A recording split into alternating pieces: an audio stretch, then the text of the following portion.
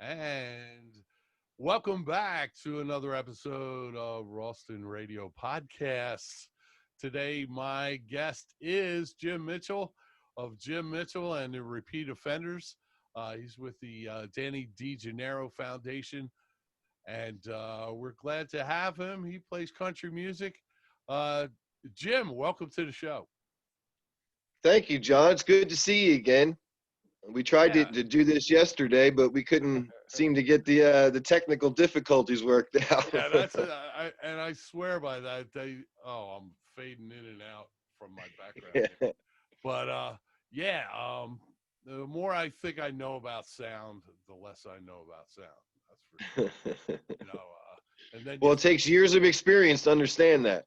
yeah, right. I have all this equipment, but you know, am I the best guy to work it? No, I'm not. Definitely not. But you've been working with equipment for like 30 years now, right? Yeah, it's been a long time. Probably more than I should be admitting. It's always the musicians who have this trouble too. Oh man, but yeah, because never mind. Anyway, the website, folks, you want to go there. It's the repeatoffenders.net. And if I don't fade away from this, maybe if I back up a little bit, there we go. No, that's not helping either. Anyway, Jim, where are you from? You're from like Lower Bucks County? Yeah, I'm a Ben Salem boy. Um, I've gone off to live other places and whatnot, but in Texas and Nashville and different things. But this is where I call home. Yeah, yeah, that's great. Now, most of the guys in the band are from Jersey. I wanted to ask you, where do you practice? Do you got to go over Uh, there, or you get them all over here? well, generally I go over there when we do practice. Right. Usually we're working too much to have time for all that. Oh yeah. But with but with the COVID Guys, thing, it's all different now. you guys, yeah, I know. Yeah, with I have a lot of friends who are musicians, and seem to hit them all pretty much hard. Obviously. Yeah, there's a lot of people who do this for a living, and it's not been helpful. Well, yeah, and it can get you down. I think we've all had a little bit of that. Melancholy kind of feeling. You know, for this thing. We all know somebody who's been affected by it, the disease itself. And, we just need people to wash their hands and wear Yeah, masks, right? that's it. That's all. Now, when did you get started in music? Well, I'd been playing probably since I was 8 or 10 years old. I think I got a guitar probably when I was around 8 years old. Nice. Plucked at the strings probably a little bit till I was 10 and really kind of wanted to really get into it. My older brother helped me out a little bit, because he taught me. I remember he taught me how to play Folsom Prison Blues Ah, yeah. What's that? somewhere Four around chords? that time, when I was around 10. I So was listening to that today.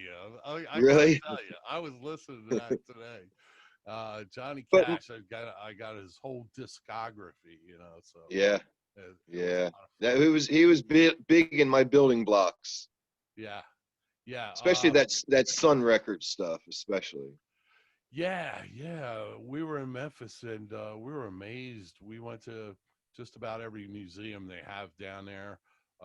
Some of them are a little fluff, but most of them are really super good. So I saw this one room that they had set up for this radio station, and I was like, "Hey, that looks like WMPV over in Lansdale," because they had so much old equipment, Yeah. But yeah, Well, I don't know. I mean, the equipment gets newer, but does it get better? I don't know. hey, well, yeah, that's what some people say. I think Yeah, it does. I like to I hope guess it it does. does, but there's something to be said about that old sound. Yeah. Now, how many shows did you play a week? You guys were kicking butt. Well, traditionally over the years, we've been 120 to 150 probably Wow, dates a year. wow. In the last few years, not as many. But it just means that we're getting to be able to pick and choose a little bit more. Yeah, yeah. So, So what's your favorite venue to play at? locally, probably the Golden Nugget over in Berlin or Prospectors over in Mount Laurel. Yeah. They're two good ones. Wait, what did you listen to when you were growing up? I We're lo- grew up in Germantown, Philadelphia, so we were a lot of Motown down there. well, same thing with me. We had a lot of Motown records at the house. Motown was big when I was growing up, still. I Yeah, remember I had an older sister. She would get me up and try to get me to teach me how to dance and jitterbug and right. to those kind of records and stuff. So there was all that going on. Yeah. I It remember was. having some compilations of some records from the 50s, and they were big in my collection. That's how I I'm got seeing turned on to them like on the Jerry Lee internet now. Lewis. Yeah, I'm Yeah. seeing them on the internet. Yeah, well, nowadays you got YouTube for all that. We didn't have that stuff when we were younger, did we? No, no. I had an AM radio that I had to, and it Yeah, me only too. lasted for a year because I had to see what was inside of it, of course. Right. you know, and you can never put those things back together. But Right. here's the exciting news. The exciting news is you signed a contract with DDF Jam Publishing, which is run by the Danny DeGennaro Foundation. Mhm. And congratulations to you, first of all. Well, thank you very much. I'm very excited about it. These guys are, trying to work hard and make something good of this, and I'm glad to be a part of it with everybody. Some great people over there. That's great. Now, what are your plans? You're going to go into studio and refine some things, or what are you going to do? Well, we're working on all new material. We just finished up an EP over at Sunlight Studios, which works through the foundation. And so they're in the mixing stage of that now. So we expect to have a product out, 4-song EP out with that. There seems to be this theory going around the music business these days that maybe an album is too much information. Yeah, Now they're yeah. thinking, now Well, they're of thinking course, it seems that way because everybody's buying uh, one song singles. at a time now. Yeah. And it's funny, how devalued the music business is. I mean, you figure, today you buy a single for what, 99 cents, I guess. Right. And what was it in 1960? 99 cents. I mean, you know, I know it didn't go up that much at all, did it? But no. yeah, yeah. It's a new kind of way. My son, he grew up in that age where, you didn't have to purchase too much music. You could get it, Yeah. off the internet. And he Could was you smart imagine to that buy when we were music. younger? What's that? Could you imagine that when we were younger? Oh no, no, no. I can I can remember having to save up. I mean, it was a big expense to go buy a record. Yeah, but we really got to enjoy a lot of different kinds of music because you had to listen to what your parents were listening to. Yep. So we got the Elvis and the Roy Yep. Orbison and those kind of things. Doesn't seem Kids like much of today, that goes on. yeah, kids today, they don't listen to anything they don't want to. No, it's just Even whatever their favorites are. young adults, yeah, they have their own stations that they listen to, Spotify, Yep. and they trade playlists around. Yeah. It's I can wild. remember thinking, who would sit down at a computer to listen to music? I have my That was weird. podcast is on Spotify now, so uh, you know I didn't know what it was 6 months ago. Right. Uh, so now you're on Spotify, iTunes, Amazon Music, all that stuff. Yeah, we're on all those places, Apple, all those, iTunes. You have any goals set up for the first year? Yeah, what we want to do is, so we got this EP coming out through Sunlight. studios. We've Great. just started working at Victor Recording Studios in Camden, and we're working on another EP there. So we should have a lot of product out this year. And who knows? Maybe we'll take a run and see if we can get on Billboard. That'd be great, wouldn't it? Yeah, Yeah, sure would. Billboard. Is that still around? Yeah, You just still never the it's know. still the staple that they use. Now, what is DDF's uh, role in this whole thing? What are they going to help you with? Well, they've set up the recording aspect. Um, they handle all the publishing with my songs. Try to maybe we'll get some movie soundtrack Mm-hmm. So you and froze. wherever Okay. we can make some green with however the and so they'll be handling the songs and setting up my recording times. They also set up through a publicist, my interviews Oh, and good. different things. There's some talk about us going out west to do a video.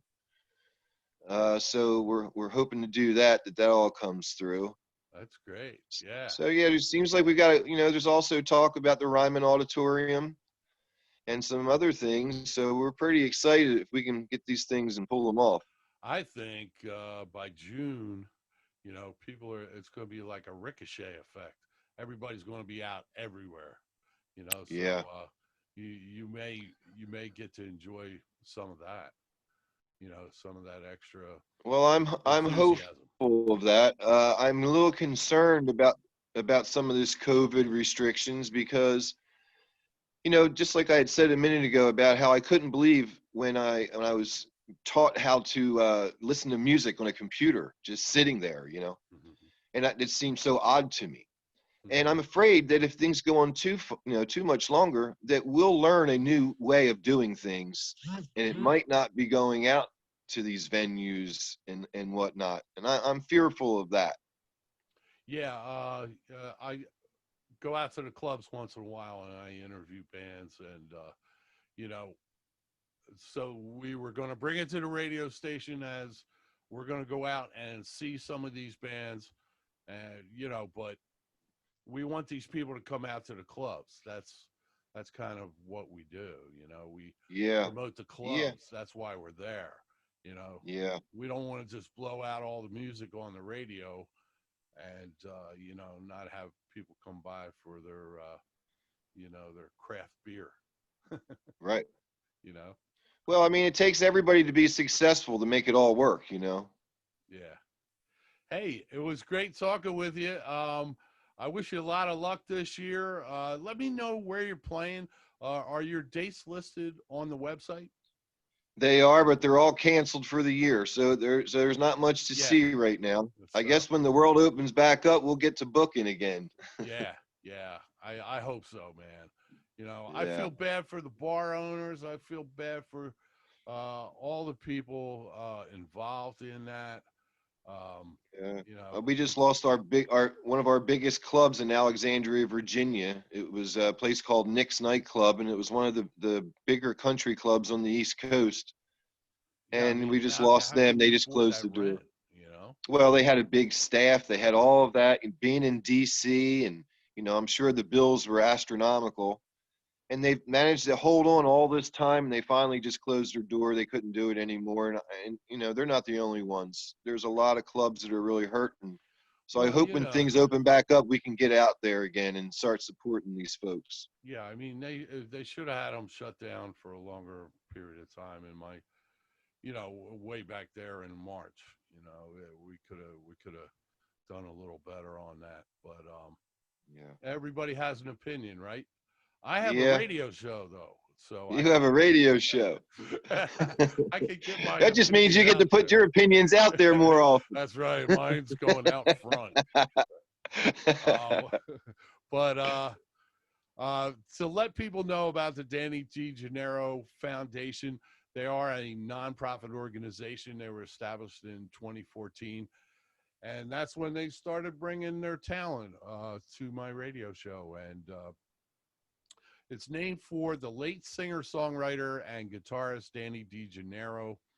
Um, And sports aspiring musicians and artists who possess the kind of magic that Jim Mitchell has. That's why he's been presented with this contract, and we wish you a lot of luck. Thank you, John. I Hey, appreciate it. Thanks for having me. It was great to see you again. I hope I get to talk to you soon. hey, maybe sometime I can come up on stage and introduce you guys.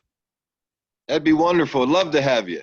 That'd be great, man. Yeah, I definitely love that. Jim Mitchell and the repeat offenders. We'll get you all out there. We'll do an interview when I'm out there too.